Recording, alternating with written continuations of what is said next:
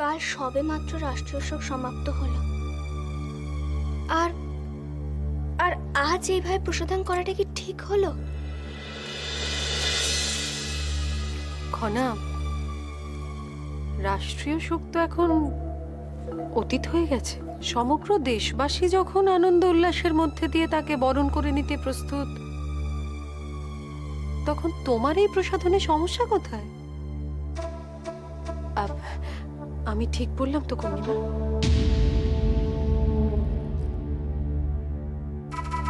তবে তোমাকে আজ বড় সুন্দর দেখাচ্ছে খনা।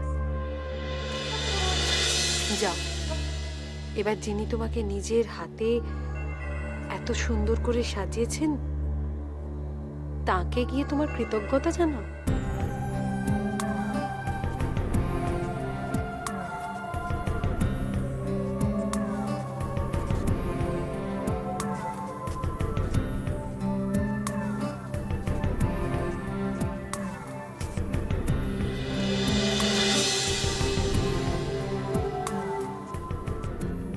এর পেছনে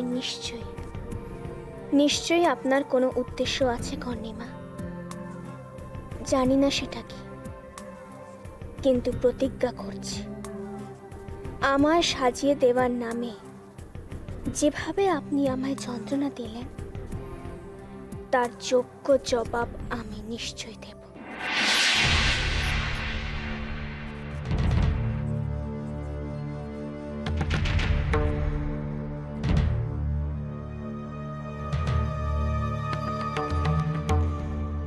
শেষবারের মতো প্রাণ ভরে হেসে নাও খনা। এরপর হাসার পালা আমার। তোমায় যেভাবে সাজিয়ে দিয়েছি তাতে সবার তোমাকে রাজকুমারী নয়, একজন ভাবী রাজবধূ বলেই মনে হবে।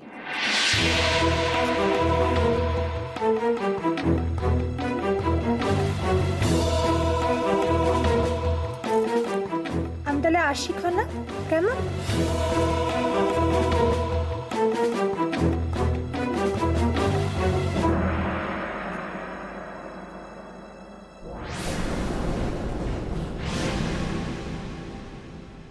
আপনি কোনো চিন্তা করবেন না রাজিমা। আমি জানি মহারাজের অবর্তমানে আমার পক্ষে সভা পরিচালনা করাটা খুব কঠিন হবে, তবু আমি আপ্রাণ চেষ্টা করব যাতে পরিস্থিতি আমাদের নিয়ন্ত্রণে থাকে। আপনার উপরে আমার পূর্ণ বিশ্বাস রয়েছে রাজপুরোহিত মশাই। তবে কিন্তু প্রয়োজনে আপনাকেও যথেষ্ট সক্রিয় ভূমিকা নিতে হবে সভাতে। আমি সব বুঝতে পারছি, কিন্তু তাতেও কি কোনো লাভ হবে রাজপুরোহিত মশাই? এই কথা কেন বলছেন রাজিমা? রেবতী, আজ ওরা ওদের পূর্ণ শক্তি দিয়ে আমাদের পরাস্ত করতে চাইবে, কিন্তু মজার কথাটা কি জানো তো? ওদের উদ্দেশ্য কি বা ওরা সেটা কিভাবে করবে তার সম্পর্কে কিন্তু আমাদের কোনো রকম ধারণা নেই। রেবতী, যে কোনো সংঘর্ষই সবসময় ভয়ঙ্কর হয়, কিন্তু ছায়ার সঙ্গে লড়াই করার থেকে আর ভয়ঙ্কর কিছু হতে পারে না। আর সেটা যদি তোমার নিজের ছায়া হয় তাহলে তো রাজিমা, সভার পর আমার পক্ষে আপনাদের মুখ দেখানোই কঠিন হয়ে যাবে। না না রাজপুরোহিত মশাই, তা কেন? আপনি যে বিশ্বাস এবং আনুগত্যের সঙ্গে লড়াই করবেন এতে কিন্তু আমাদের কোনো সন্দেহ নেই, কিন্তু নিয়তির কথা তো ভুলে গেলে চলবে না। আমাদের ভাগ্যে যদি পরাজয় লেখা থাকে তাহলে আপনি আর কি করবেন বলুন?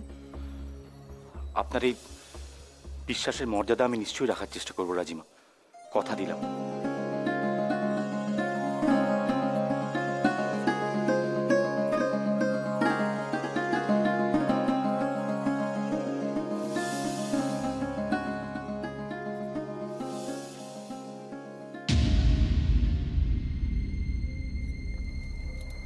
রেবতী, তুমি কাঁদছো কেন? এত দুশ্চিন্তার মধ্যে আপনি যেভাবে আমার স্বামীর মনোবল বৃদ্ধি করলেন তাতে আমি অভিভূত রাজিমা। উনি যেভাবে আমাদের পাশে এসে দাঁড়িয়েছে তাতে তাতে তো ওনার মনোবল বৃদ্ধি আমি করবই। আর তাছাড়া তাছাড়া উনি তো আমাদের জন্য লড়াই করছেন। ঠিকই বলেছেন রাজিমা, এই লড়াই আমার বা আপনার তো নয়, আমাদের সকলের লড়াই। আমরা সকলে আপনার পাশে আছি।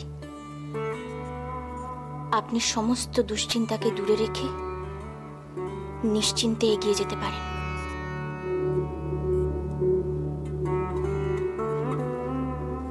হ্যাঁ রেবতী, তুমি ঠিক বলেছ।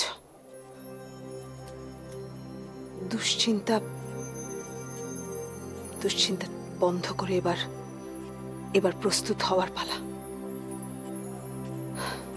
চলো, সভায় দেরি হয়ে যাচ্ছে।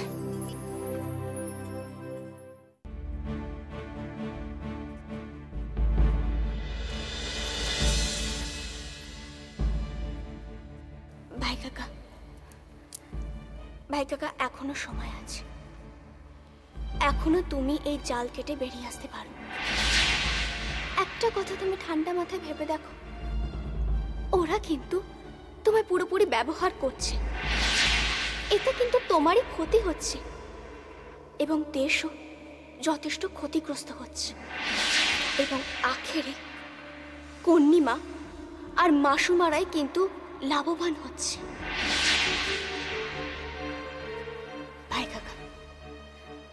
ভাই কাকা, তুমি ওদের বিরুদ্ধে রুখে দাঁড়াও।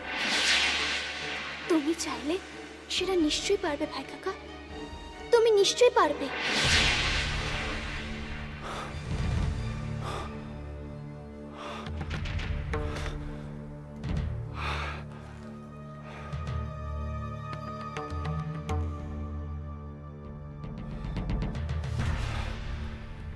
কাকে বিশ্বাস করবো আমি? মাসুমা, কন্নিমাকে, নাকি খনা? এদের তো অনেক সাহায্য করলাম আমি। নিজের স্বার্থের জন্য আমি অন্ধের মতো মাসুমা আর কন্নিমাকে সাহায্য করে গেছি। কিন্তু এরা কি আদৌ আমার মুক্তির পথ বলে দিতে পারবে? এরা কি কোনো ব্যবস্থা নিতে পারবে? আমি নাকি খনার উপরে আস্থা রাখলে আমি আমার মুক্তির পথটা খুঁজে পাবো?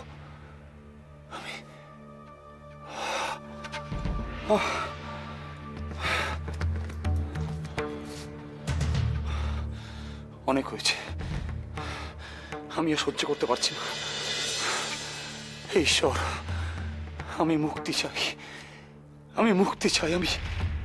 আমি মুক্ত হতে চাই।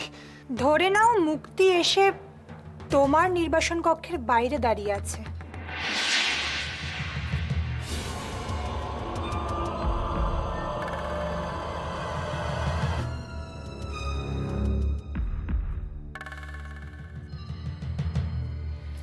আর শুধুমাত্র কয়েক পদক্ষেপ অপেক্ষা, তারপরে। হেয়ালি বন্ধ করুন।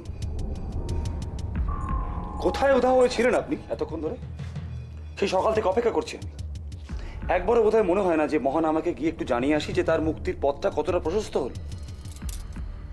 কোনো চিন্তা করো না, সব পরিকল্পনা মতোই এগোচ্ছে। এখন তোমার মুক্তি শুধু সময়ের অপেক্ষায়।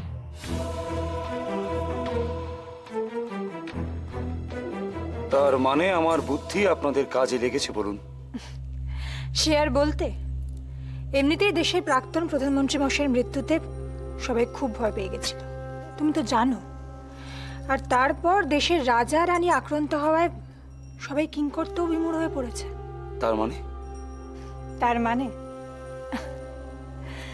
তার মানে মহানামা, আমরা খুব সুবিধাজনক জায়গায় রয়েছি। মানুষের মনের এই ভয়টাকে ঠিক মতো কাজে লাগাতে পারলে আমি আবার মুক্ত হয়ে নিজের অধিকার ছিনিয়ে নেওয়ার সুযোগ পাবো, তাই তো? তুমি রাজা হবে আর দিদির মনস্কামনা পূর্ণ হবে।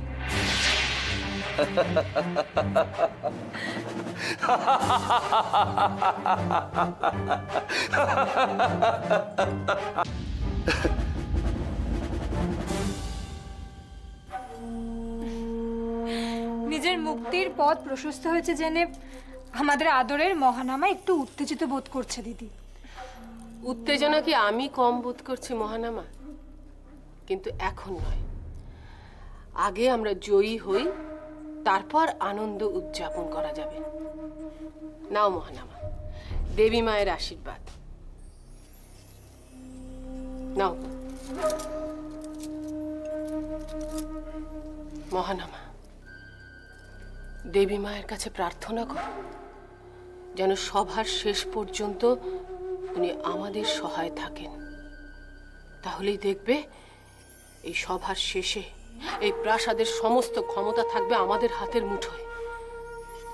সবই বুঝছি মাসুমা, শুধুমাত্র দেবীর কৃপার উপর ভরসা করলেই কিন্তু হবে না, আপনাদের নিজেদের সচেষ্ট হতে হবে। মহানামা, মাসুমা, আপনি সব সময় সভাতে কন্যিমার পাশেই থাকবেন। তার কারণ রাজনীতি আর কূটনীতিতে আপনি কন্যিমার থেকে অনেক বেশি অভিজ্ঞ।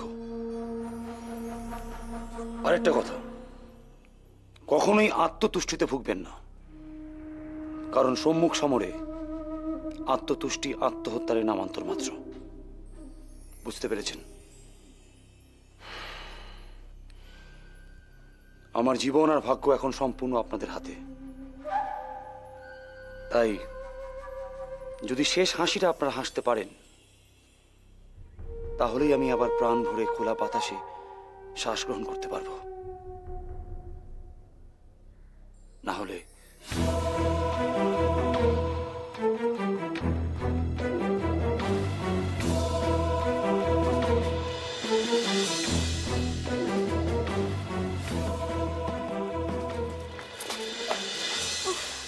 আরেকটু হলেই তো। তোমার অন্যমনস্ক হওয়ার কারণটা আমি বুঝতে পারছি। তুমি চিন্তা করো না, আমি সেনাবাহিনীর শ্রেষ্ঠ যোদ্ধাদের পাঠিয়ে দিয়েছি, তারা মহারাজ এবং দিদির নিরাপত্তা সুনিশ্চিত করবে। জয়ম, আমার চিন্তার কারণ মা বাবার নিরাপত্তা নিয়ে নয়, আর আমি নিশ্চিত মা বাবার ক্ষতির আর কোনো সম্ভাবনা নেই, কারণ আমার গণনা কখনো ভুল হয় না জয়ম। তাহলে তোমার দুশ্চিন্তার কারণ কি? আমার দুশ্চিন্তার কারণ হচ্ছে তুমি জয়ম। আমি? কেন? কারণ তুমি যেভাবে তুমি কর্ণিমার সাথে শত্রুতা বাড়িয়ে যাচ্ছ, তাতে উনি তোমায় ছেড়ে দেবেন না জয়ম। তোমার এই আশঙ্কা অমূলক না। অমূলক নয় জয়ম, যারাই বাবা বিশ্বাসভাজন লোক তারাই কর্ণিমার শত্রু, আর তুমি সেটা বহুবার প্রমাণ করে দিয়েছ। তাই তোমার প্রাণহানির আশঙ্কা থেকেই যায়।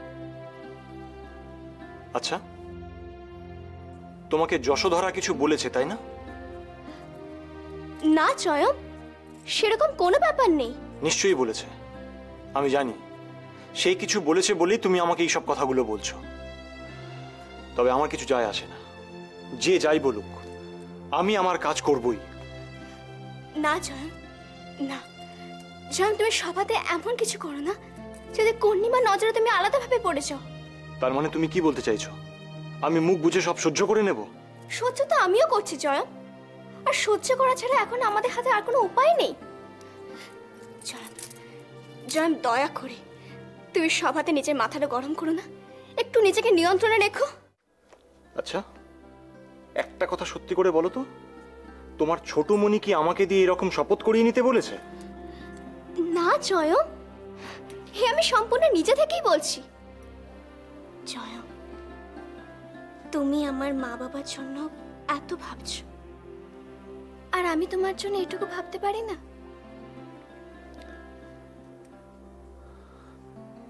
খনা, সবাই যদি তোমার মতো হতো। সবাই না হোক, অন্তত তুমি তো আমার মতো ভাবো জয়। তাহলে তুমি একটু বোঝার চেষ্টা করো আমার এত ভয় পাওয়ার কারণটা কিসের। আমি যাই, সবার জন্য আমার দেরি হয়ে যাচ্ছে। জয়ম, খনা। জয়ম, জয়ম, তুমি আর প্রতীক্ষা করো, তুমি সভাতে এমন কিচ্ছু করবে না। খনা, খনা, ছাড়ো আমায়, ছাড়ো। জয়ম, তুমি খুব ভালোভাবে জানো তুমি আমায় কথা না দিলে আমি তোমায় কিছুতেই ছাড়বো না।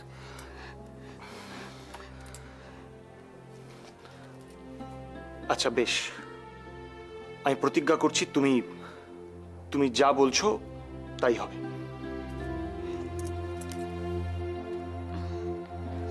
এবার সত্যি করে বলো তো কেমন লাগছে? কি আর বলবো, এই প্রতিজ্ঞা করে আমার নিজেকে খুব অসহায় লাগছে।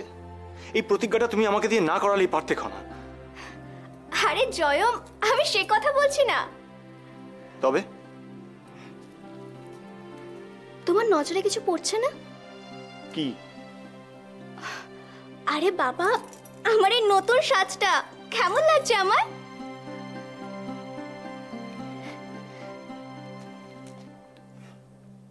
দুষ্টুমি হচ্ছে? হুম, খুব সুন্দর লাগছে, দারুণ দেখাচ্ছে তোমায়।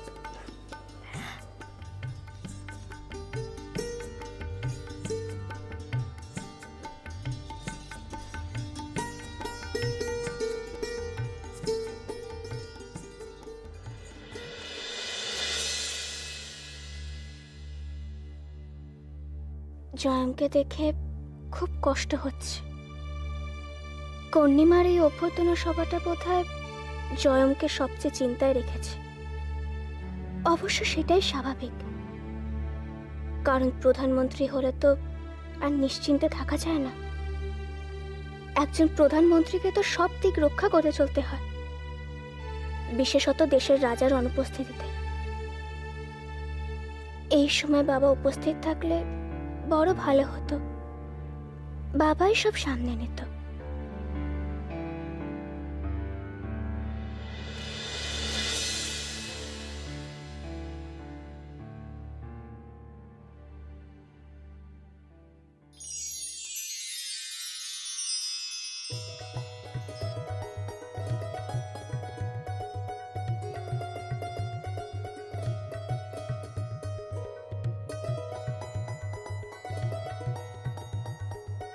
খনা, আমি তোমায় কখন থেকে খুঁজছি, আর তুমি এখানে দাঁড়িয়ে কি ভেবে চলেছো? কি দরকার আমার সাথে?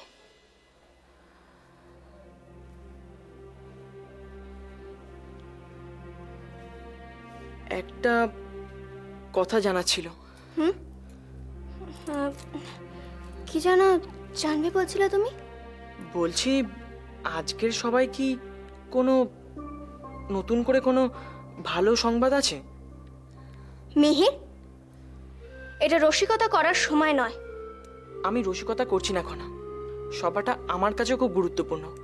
তাই আজ ভোরবেলায় আচার্যদেবের কাছে গিয়ে আশ্রম থেকে ছুটি নিয়ে এসেছি, যাতে সবাই তোমার পাশে থাকতে পারি। তাহলে এরকম অদ্ভুত প্রশ্ন করছো কেন? অদ্ভুত বলছো কেন? তুমি যখন নতুন সাজে সেজে সবাই যাচ্ছ, তখন নিশ্চয়ই একটা ভালো সংবাদই আছে। ও, তাই বলো। যাই বলো, এই নতুন সাজে সেজে তোমায় খুব ভালো লাগছে।